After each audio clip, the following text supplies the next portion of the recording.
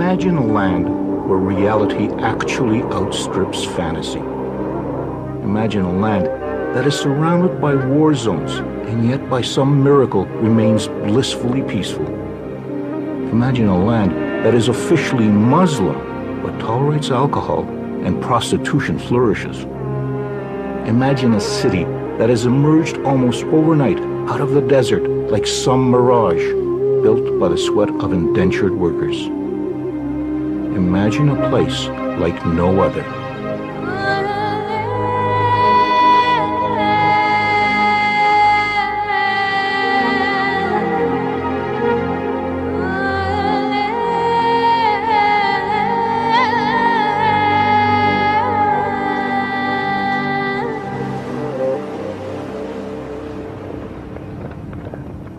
It's unusually quiet this morning at the old camel racetrack in Dubai.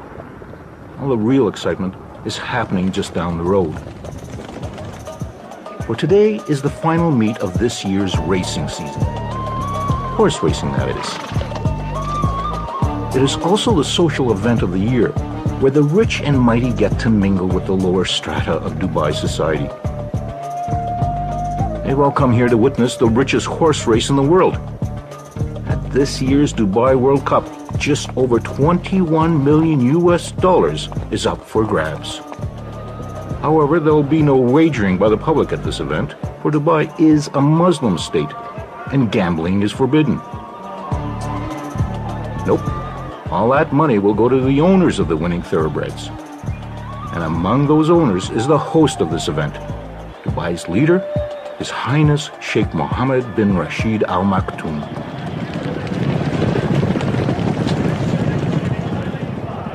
Sheikh Mohammed is arguably the biggest gambler here today. He's betting that his vision of Dubai as the center for a 21st century Arabian Renaissance will prove to be a winner. Sheikh Mohammed came and said this is now a time for Dubai to go global, to surpass its locality and the region and try to reach to the furthest possible point in the globe. To help fulfill his vision, Sheikh Mohammed turns to the male members of his ruling Maktoum family. They help run what is known as Dubai Inc.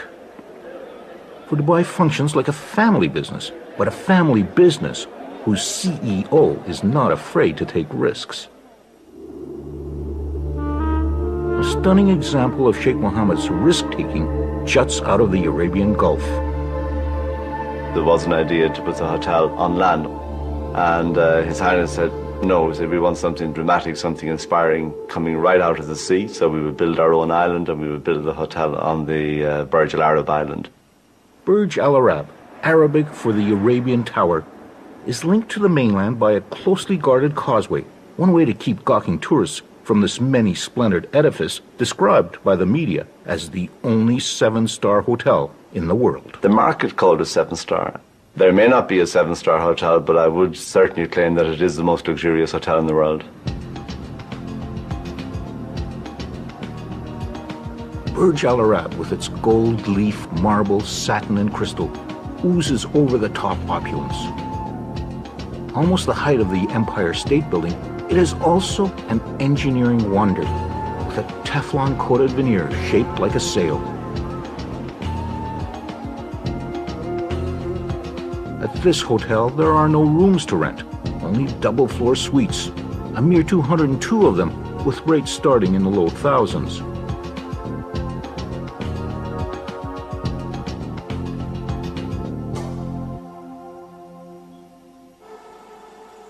Everything is done to pamper the hotel guests.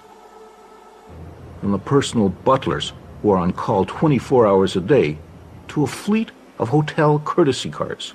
Well, not just any fleet, for after all, this is Sheikh Mohammed's very own dream hotel. Sheikh Mohammed said they have to be white and they have to have blue interiors. So you will notice all of our Rolls Royces, I think we have 16 of them now, including the new Phantoms. They're all white and they all have blue interiors, and that will be very much continue to be the hallmark of the Burj Al Arab long into the future.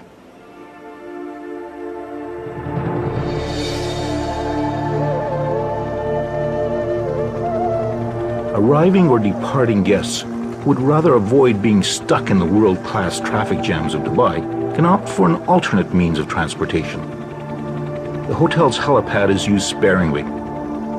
Guests complained about the noise. The helipad, though, was the site of a great publicity stunt. The Agassi-Federer tennis match put Burj Al Arab onto the newscasts and front pages around the world and helped consolidate the name of Dubai as a brand. This is one city that has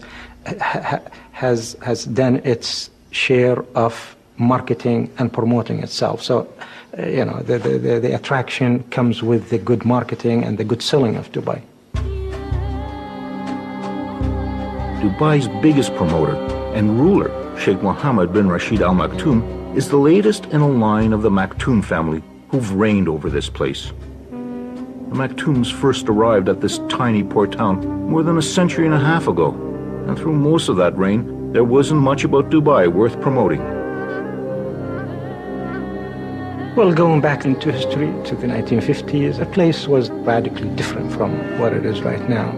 It was just a simple city of no importance at all. And when you talk about poverty, then, you could smell and you could see and you could sense that people were really in subsistence, and there was hardly anybody who was educated at the time. My father never had any formal education. He didn't know how to read or write.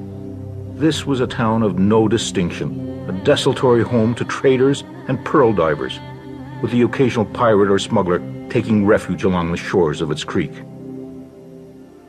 And then in the mid-1960s, a small reserve of oil was discovered in Dubai, paltry in comparison to those of its neighbors in Abu Dhabi or Saudi Arabia, but big enough that Dubai's leaders saw a chance to transform his desert land.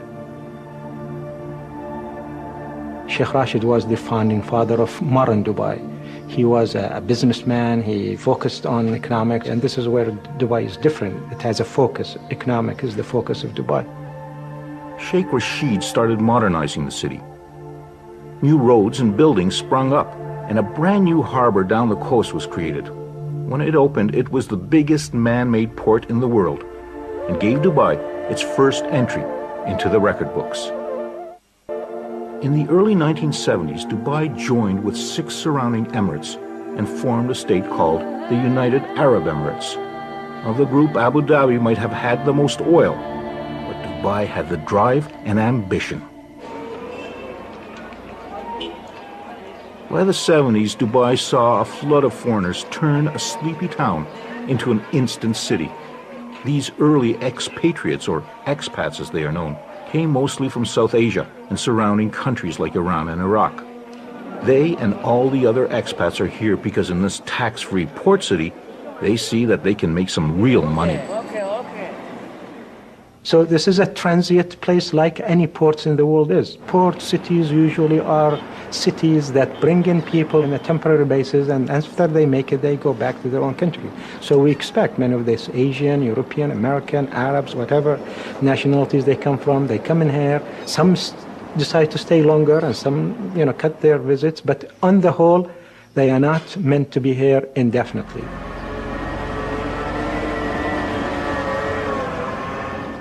That's certainly what Hans Krauss, an architect from Canada, thought when he arrived in the early 90s. This was going to be a temporary job for him. 16 years later, he's still here. I came in July 91, and Dubai is basically unrecognizable. It's a completely different town. When I come from my place, as you approach Sheikh Zayed Road, you can see the entire horizon like a brown haze, which is the pollution. Hans Krauss is working on a structure that will soar above that pollution and will become the latest addition to Dubai's growing list of superlatives. When finished, the Burj Dubai, a hotel, office, and residential complex, will lay claim to the title of the tallest building in the world. The pace of construction is amazing. Close to 6,000 men work round-the-clock shifts at the tower, which rises 2 floors in a week. By the summer of 2007, it had already surpassed Toronto's CN Tower as the world's tallest freestanding structure.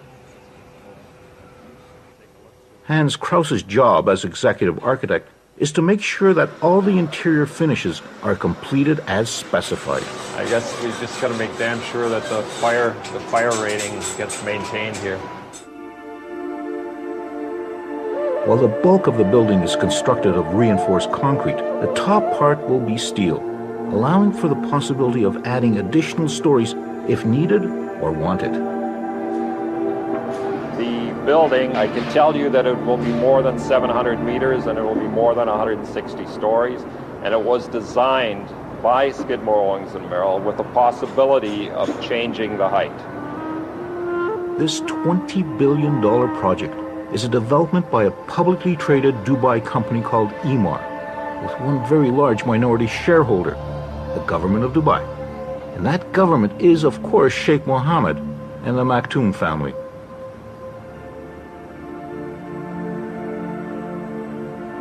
Even before the first level of the Burj Dubai was completed, virtually all the apartment units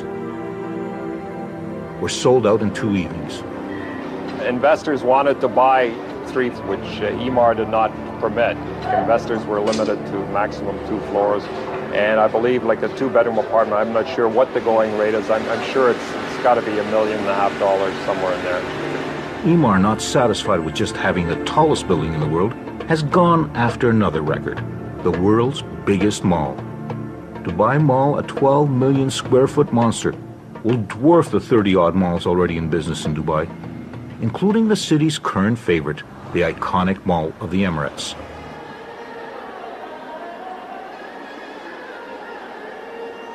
When the shop till you drop crowd tires of trolling through the 450 shops and restaurants, they can check out the temporary kiosks, selling perhaps the most popular item in all Dubai, real estate. The real estate market is red hot. Properties are grabbed up on the basis of nothing more than some models and brochures. Owners flip newly purchased apartments 3 or 4 times before a single grain of sand has been moved. Some are concerned that this property bubble might burst overnight, but that hasn't stopped the buying frenzy. How did you make the money? I bought it at 715. Oh, very good. And now they will increase next month? I will not buy. I bought 3 already. It's enough. I know. No, I mean, next month they will increase 5%. Yeah, I know. In 2 days. Dubai is known as one of the fastest growing cities in the world. This massive urban development is driven by Sheikh Mohammed's decision to turn Dubai into a hub for finances, services, and especially tourism. And here at the Mall of the Emirates, one of the biggest tourist attractions is its indoor ski hill, kept at a steady -2 degrees Celsius, even as temperatures outdoors might soar into the 50s. There are plans to open another ski hill, which will not only be the world's largest, but its slope will revolve. Another first for Dubai. Dubai is caught up in a building frenzy. Something like 1/5 of the world's construction cranes are here on this piece of land that's smaller than Canada's Prince Edward Island. While the construction cranes of the giant building developer Emaar jostle for space in the skies over Dubai, there's another development company jostling for other bragging rights in this land that craves superlatives. A company known as Nakheel is behind the extraordinary man-made island developments visible from space as they emerge out of the Arabian Gulf. It is a construction conglomerate that is ultimately owned by Sheikh Mohammed and the Maktoum family.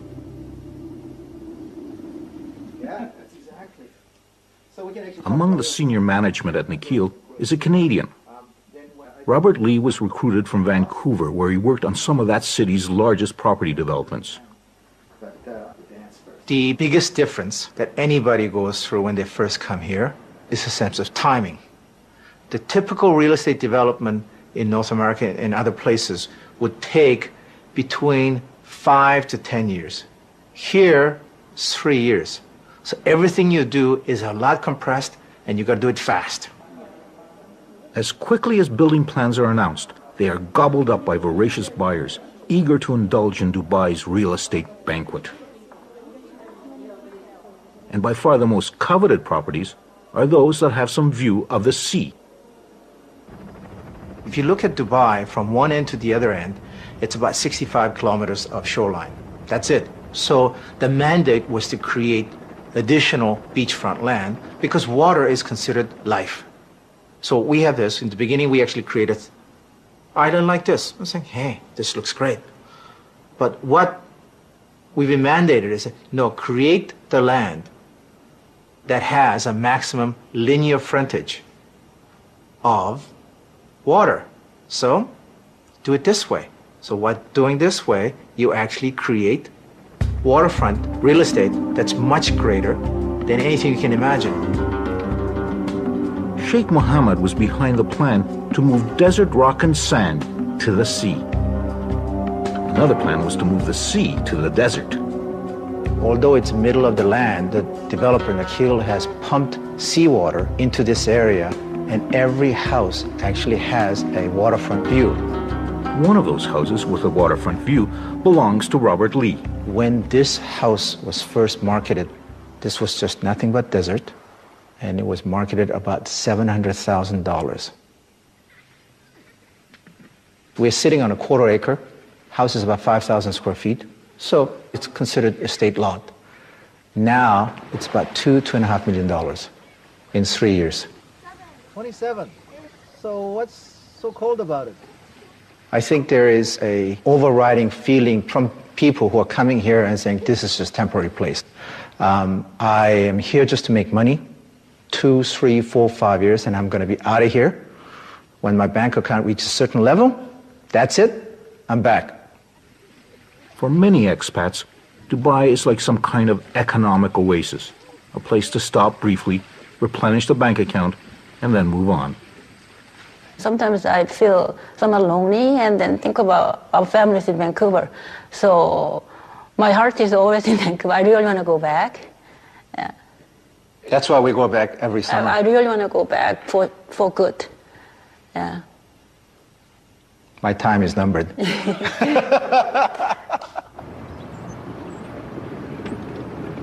A near constant replenishment of expats is vital for Dubai to survive. The locals, the Emirati, are less than 20% of the total population. Someone has to do the work. For the most part, Emirati can lead a very privileged life. They benefit from an elaborate welfare system. If they want to, they can have free education right through postgraduate school, subsidized housing, incentives to marry a fellow national, and the opportunity to get government jobs. The uniform for males of this leisure class is the traditional robe known as a kandura.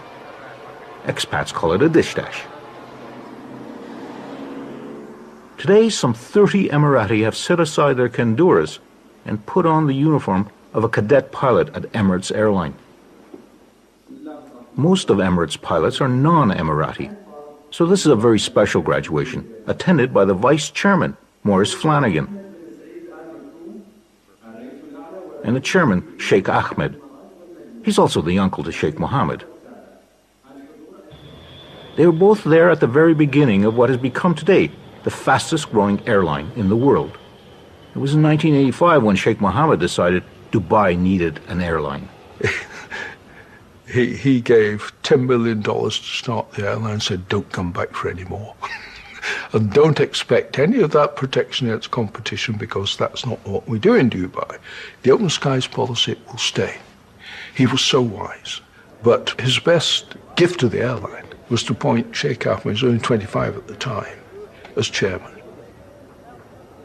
You know, I have a boss actually who always tell me, if you wake up in the morning, things will be positive, then the whole day will be positive. So actually, we do get a lot of encouragement from him to go ahead. He always said people sometimes can make mistakes. We always calculate risk. They've helped turn Emirates Airline into a major player in the aviation world. It has on order more new Airbuses and long-haul Boeing planes than any other airline.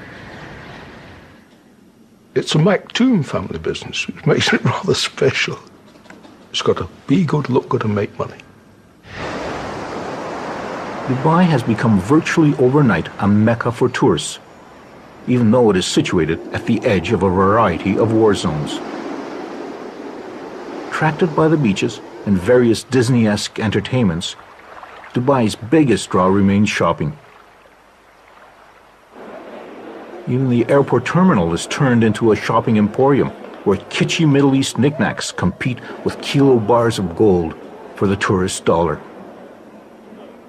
And expectations are that by the year 2010, 15 million tourists will come to Dubai.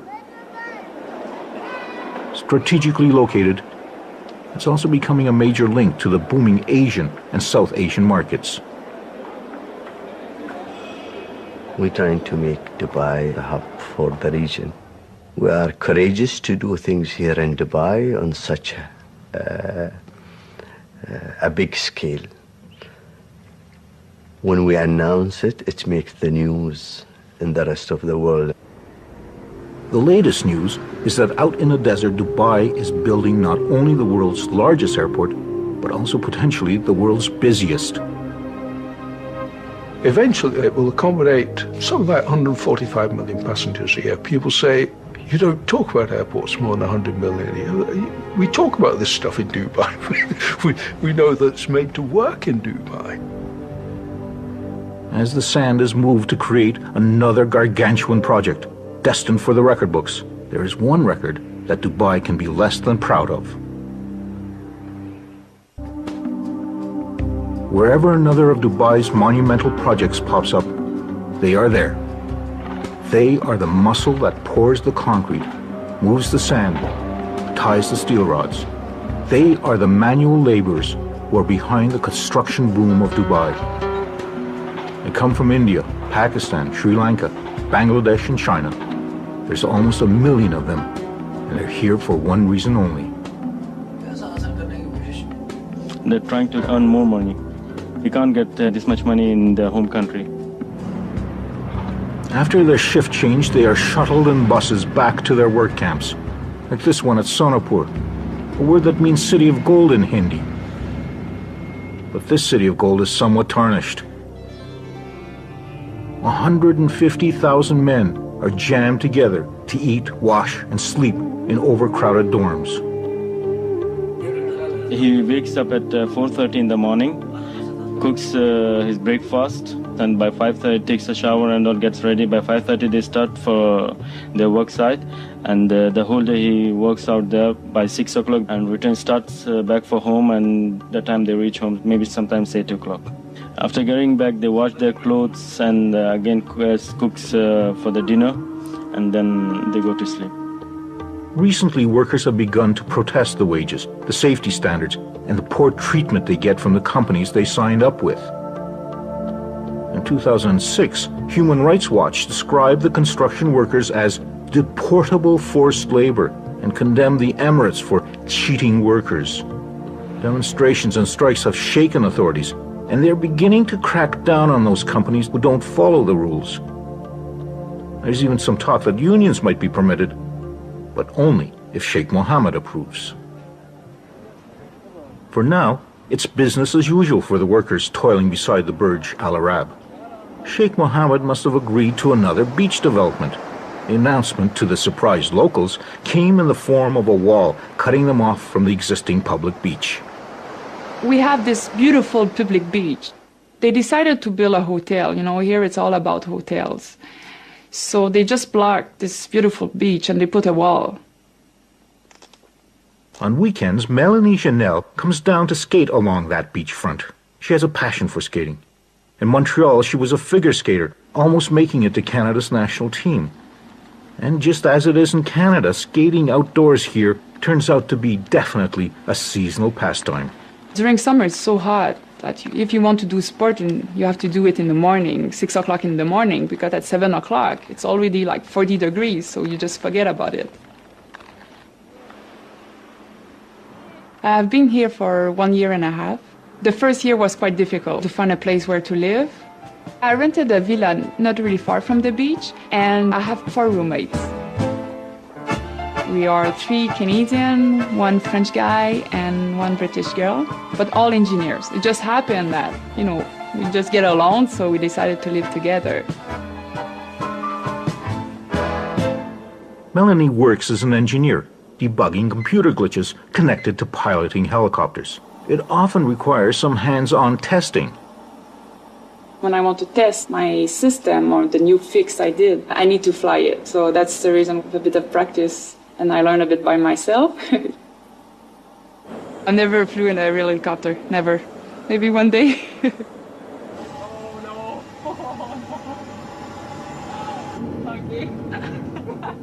Simulators can help pilots prepare for real-life situations. But there's no simulator that prepares expats for the realities of the Great Divide between them and the local Emirati. At my work, there's no Emirati. Yeah, there's just no opportunity to meet them. You know, the culture is different. Yeah, they are different. Adding to the cultural divide is a slew of local rules expats are expected to know and follow.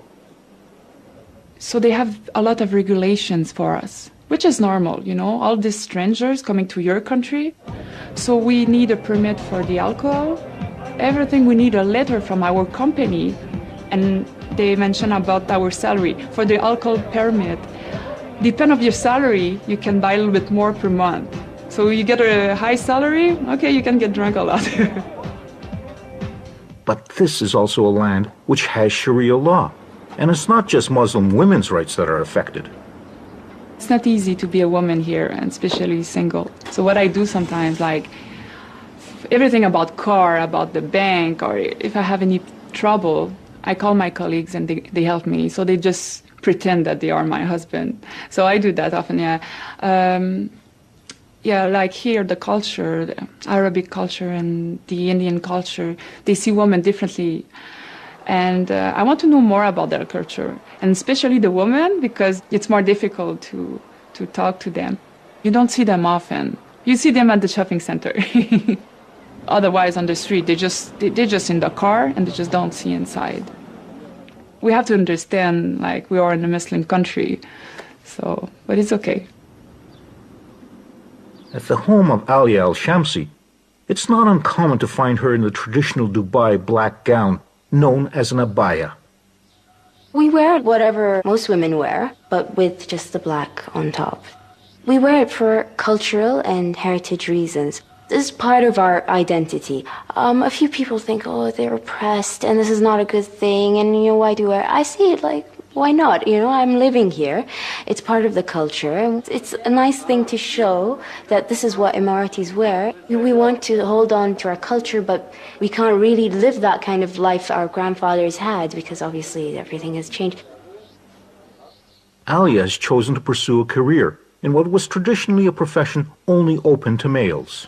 When I first said I want to go into photography and I want to become a photographer, they looked at me like, are you mad? Are you crazy? What kind of future can that give you?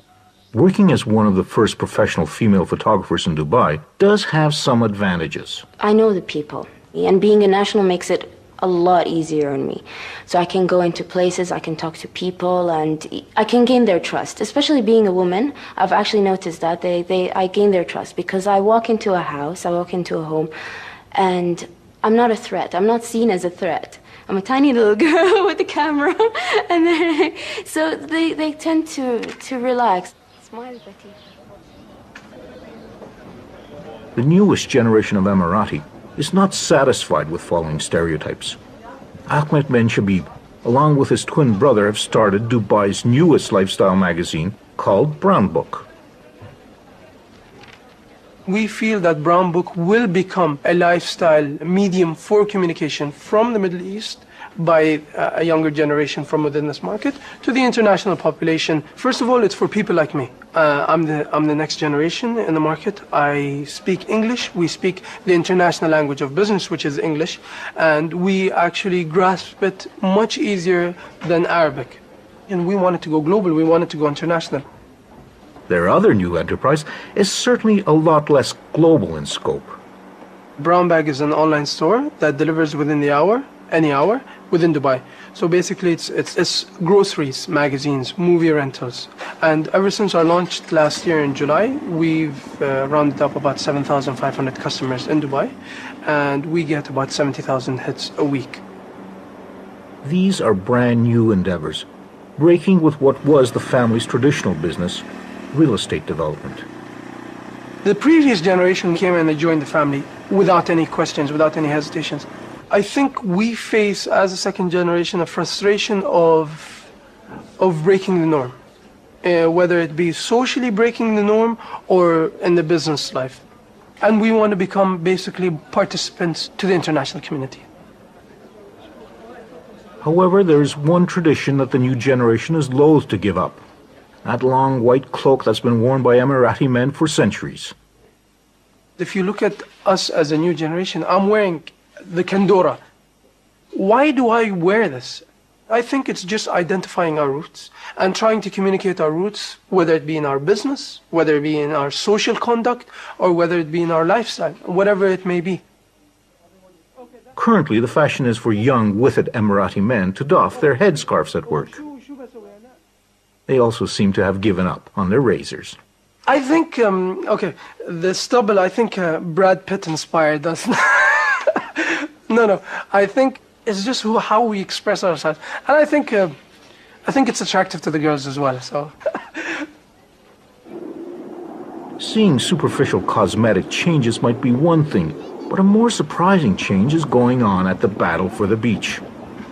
That wall, which put an end to access to the beach, had generated a rare public outcry among the expats. Last week, somebody started petition. And, on internet it can go really, like, a lot of people sign. And I signed. I sent that to all my friends. And lucky we are, they decided, okay, we're going to stop this. They will remove the wall. And then all the expats will be able to go again on the beach. It seems that the man with the unelected supreme authority, Sheikh Mohammed, had actually listened to the people, even if they were just expats.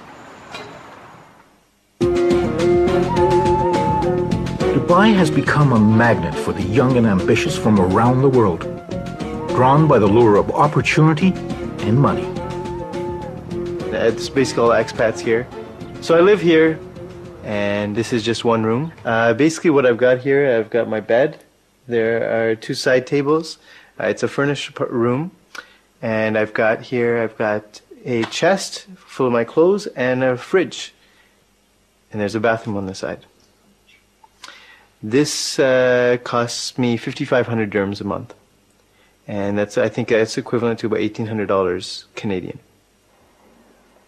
Devinder Rowe is 31 years of age. After working for 6 years in the pharmaceutical industry in Canada, he's come to Dubai looking for something else. I left a perfectly good position back home, and I'm getting interviews in the real estate sector, in the engineering sector, because they need people. From a professional perspective, there is no better place, I think, in this world to come than right here, right now. And that's why I'm here.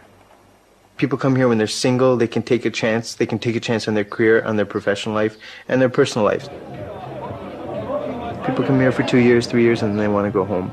So they work very hard here, but they play very hard. And it's amazing. It's extremely expensive. They're out and about, meeting people at the same time. They realize that they're going to go back to a regular life. It is a hedonistic lifestyle. Money is one side. The other is how attractive you are. And if you're not decent looking, then you don't represent a good image for any company. Apparently now all these plastic surgery, everything is moving here. Everybody's good looking. You go out to the bars and everything, everybody's fit because people are so conscious of what they look like. I find everybody is attractive, except me. With so many South Asians working and living in Dubai, a place that some call the best-run Indian city in the world, Devinder should by rights fit right in. I'm visibly Indian, visibly Sikh. People treat you a different way.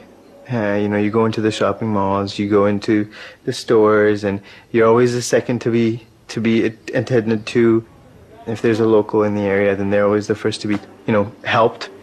One time I was ordering food, and the food was basically right at the front, ready to go. He was going to bring it to my table, and a local came in, said he can't be served before I am, and kind of moved me aside, and he sat down. They didn't give me my food. They couldn't give me my food until he was served and eating. The Emirati are acutely aware that this tsunami of foreigners is having a profound impact on them and their lives. Many of us, the majority of us, let me say, do not like the fact that we are becoming a minority in our own country, and I think this is then one of the negative side effects of this massive growth, this double-digit fast growth that the city has gone on to. So there is a problem because we are becoming something like a 20% in our own country, and it's not a good feeling.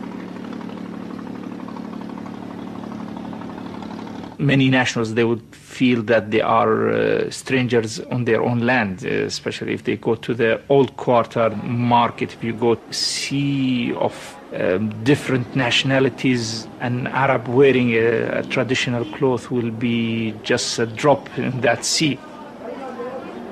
Some of the aspects also that affected the cultures, the moral behaviors. One would see if he's going with his family to the seaside, that there are certain ways of dressing that are not suitable and contradicts with our religion, with our culture, but it is there.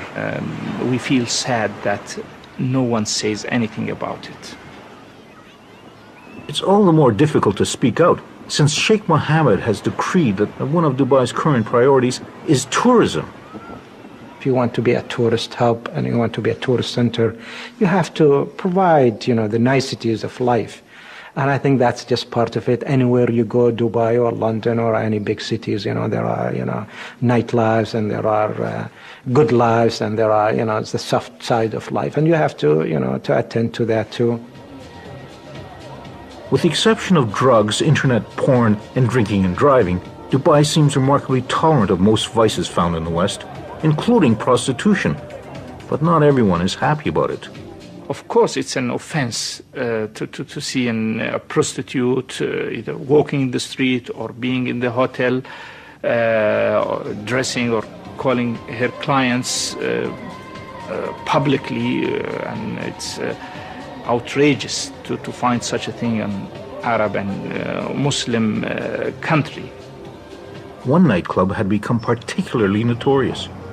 Every night, up to 600 women from former Iron Curtain countries in Asia, officially here as kindergarten teachers or domestic help, would show up to work the night shift. No one is saying why it suddenly closed its doors, but prostitution continues to thrive, even though it is officially illegal. And if that's what attracts the expats and what makes them feel comfortable, and if that's their business and if that's what they want to do, so be it, This is not an invitation for the Muslims to be corrupted. If they don't want to touch these places, there are plenty of mosques, there are plenty of prayer places that you could go to. So you don't have to go to the bars and to the nightclubs and to the what have you, So I think this is a place that have recognized that diversity is essential. Non-Muslims are allowed to practice their religion. Virtually every Christian denomination has a house of worship. There's even a temple that Sikhs and Hindus use, but still no synagogues. And it's still officially forbidden to enter the country using an Israeli passport, although there are no prohibitions against Jews traveling to Dubai.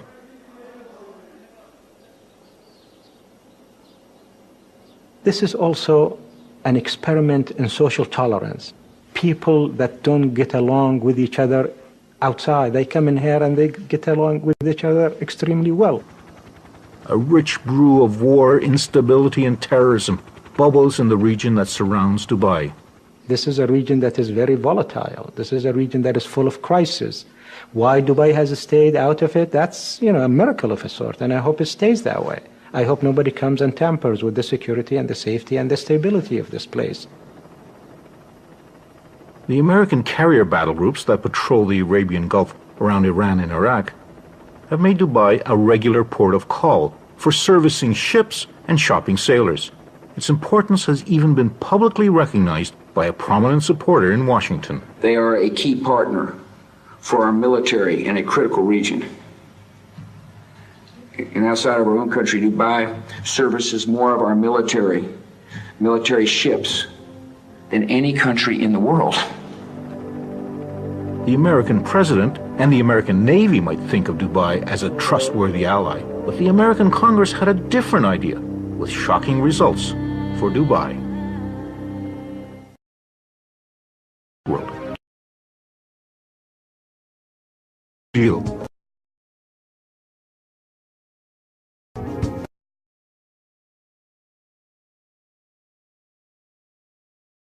A political firestorm broke out in Washington. Security concerns, ultimately scuttling the deal. Honestly, we have been disappointed. We really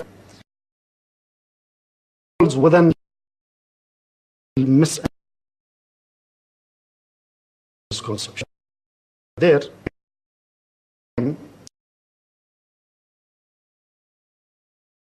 self. U.S.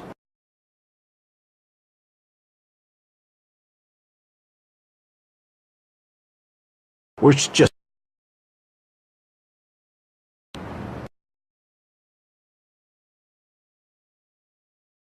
office here.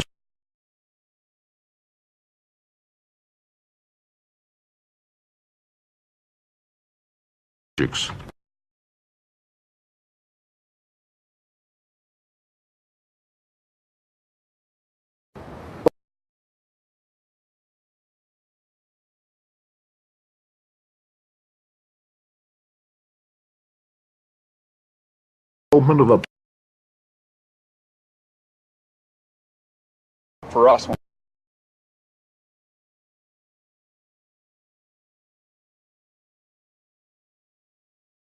marina.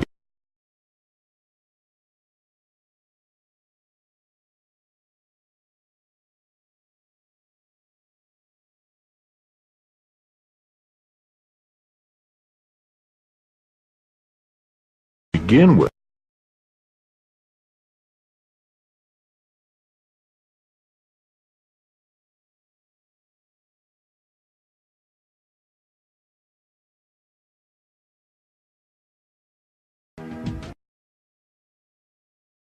Whatever is a big risk.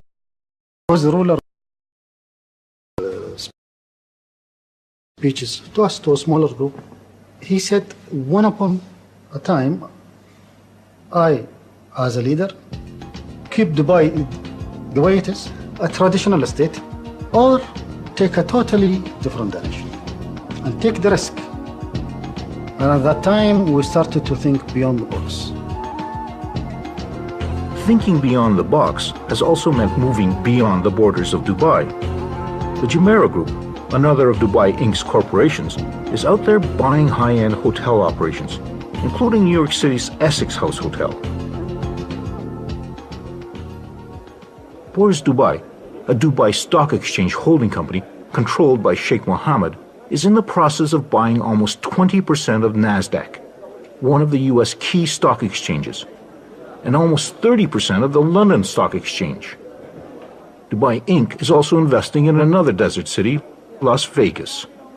It is trying to make a point for itself and for everybody else that we could build probably the first ever non-oil economy in this region that is primarily an oil-oriented region.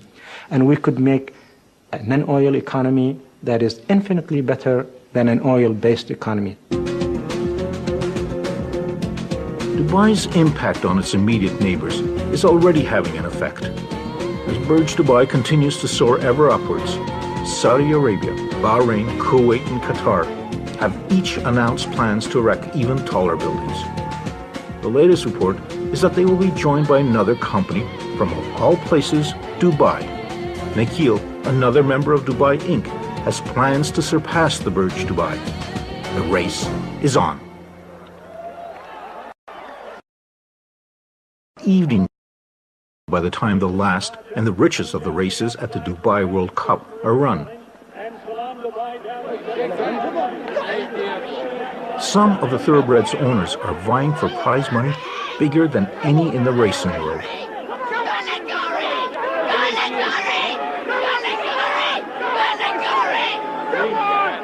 But Sheikh Mohammed is betting on something even bigger, a city-state unlike any in the world today. I think this is the kind of tolerant, modern, acceptable Islam that prevails in here.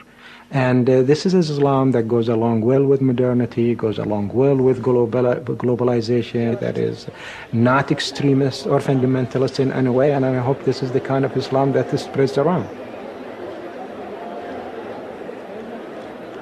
Whether this Dubai is really an economic and social miracle, or merely another desert mirage, depends on Sheikh Mohammed's acumen and continued good fortune. And unfortunately for Sheikh Mohammed, this year's winning purse of $6 million was not won by him.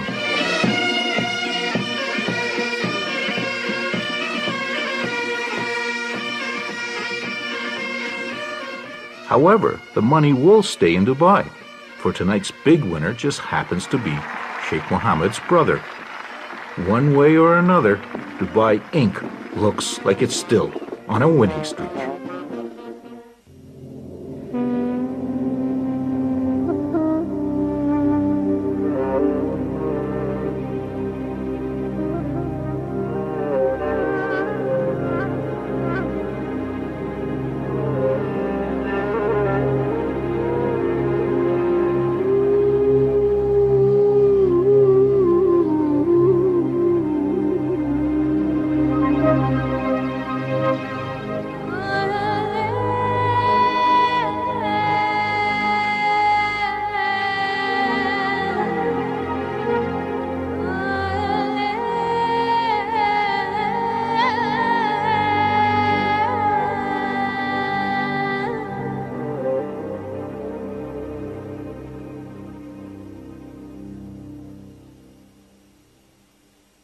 Courtesy cars.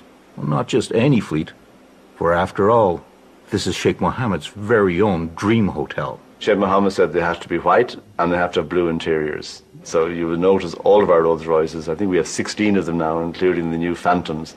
They're all white and they all have blue interiors, and that will be very much continue to be the hallmark of the Burj Al Arab long into the future.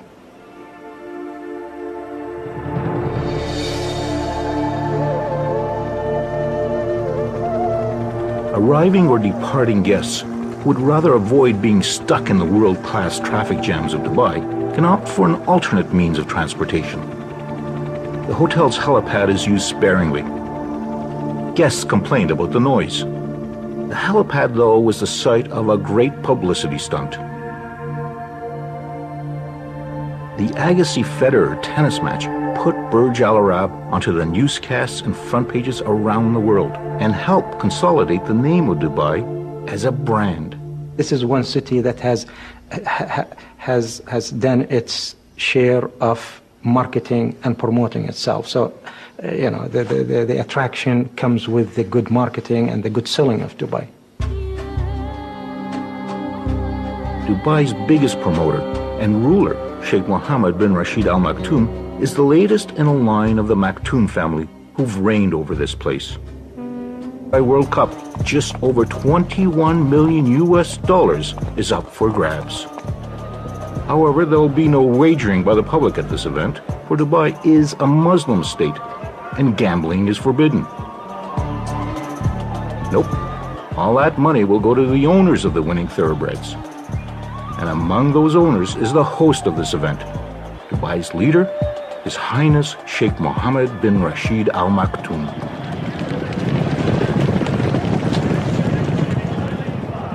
Sheikh Mohammed is arguably the biggest gambler here today. He's betting that his vision of Dubai as the center for a 21st century Arabian Renaissance will prove to be a winner. Sheikh Mohammed came and said this is now a time for Dubai to go global, to surpass its locality and the region and try to reach to the furthest possible point in the globe. To help fulfill his vision, Sheikh Mohammed turns to the male members of his ruling Maktoum family. They help run what is known as Dubai Inc. For Dubai functions like a family business, but a family business whose CEO is not afraid to take risks. stunning example of Sheikh Mohammed's risk-taking juts out of the Arabian Gulf. Imagine a land where reality actually outstrips fantasy. Imagine a land that is surrounded by war zones and yet by some miracle remains blissfully peaceful. Imagine a land that is officially Muslim but tolerates alcohol and prostitution flourishes. Imagine a city that has emerged almost overnight out of the desert like some mirage built by the sweat of indentured workers. Imagine a place like no other.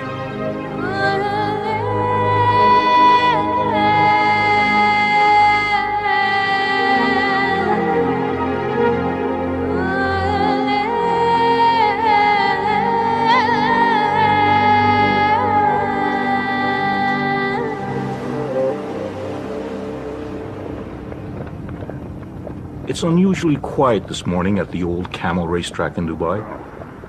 All the real excitement is happening just down the road. For today is the final meet of this year's racing season. Horse racing, that is. It is also the social event of the year, where the rich and mighty get to mingle with the lower strata of Dubai society. They've all come here to witness the richest horse race in the world. This year's Dubai Maktoums first arrived at this tiny port town more than a century and a half ago, and through most of that reign, there wasn't much about Dubai worth promoting. Well, going back into history to the 1950s, the place was radically different from what it is right now. It was just a simple city of no importance at all. And when you talk about poverty, then, you could smell and you could see and you could sense that people were really in subsistence, and there was hardly anybody who was educated at the time. My father never had any formal education. He didn't know how to read or write. This was a town of no distinction, a desultory home to traders and pearl divers, with the occasional pirate or smuggler taking refuge along the shores of its creek. And then in the mid-1960s, a small reserve of oil was discovered in Dubai, paltry in comparison to those of its neighbors in Abu Dhabi or Saudi Arabia, but big enough that Dubai's leaders saw a chance to transform his desert land. Sheikh Rashid was the founding father of modern Dubai. He was a businessman, he focused on economics, and this is where Dubai is different. It has a focus. Economic is the focus of Dubai. Sheikh Rashid started modernizing the city. New roads and buildings sprung up, and a brand new harbor down the... There was an idea to put the hotel on land, and His Highness said, no, we want something dramatic, something inspiring coming right out of the sea, so we would build our own island and we would build the hotel on the Burj Al Arab island. Burj Al Arab, Arabic for the Arabian Tower, is linked to the mainland by a closely guarded causeway, one way to keep gawking tourists from this many-splendored edifice described by the media as the only 7-star hotel in the world. The market called it 7-star. There may not be a 7-star hotel, but I would certainly claim that it is the most luxurious hotel in the world. Burj Al Arab, with its gold leaf, marble, satin, and crystal, oozes over-the-top opulence. Almost the height of the Empire State Building, it is also an engineering wonder, with a Teflon-coated veneer shaped like a sail. At this hotel, there are no rooms to rent, only double-floor suites, a mere 202 of them, with rates starting in the low thousands.